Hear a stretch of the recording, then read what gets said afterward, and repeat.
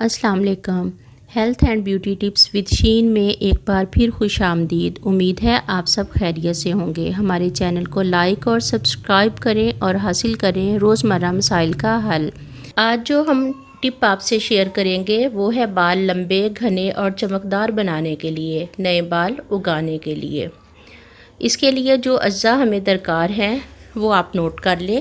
سرسوں کا تیل 1 کپ، انڈے کی زردی 1 عدد، لونگ 10 سے 15 عدد، ادرک 1 انچ کا ٹکڑا، چقندر 1 عدد باریک کٹی ہوئی، مولی کے پتے چند عدد ٹکڑوں میں کاٹ لیں۔ مولی کے پتوں کے علاوہ ان سب چیزوں کو سرسوں کے تیل میں ملا کر اچھی طرح ایک پین میں پکا لیں۔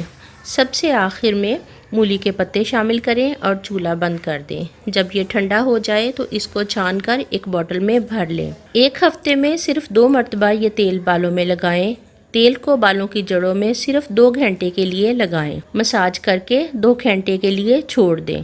2 گھنٹے کے بعد کسی بھی اچھے شیمپو سے بال واش کر لیں۔ شیمپو کو بہت اچھی طرح سے زیادہ پانی کی مدد سے اپنے بالوں سے نکال لیں۔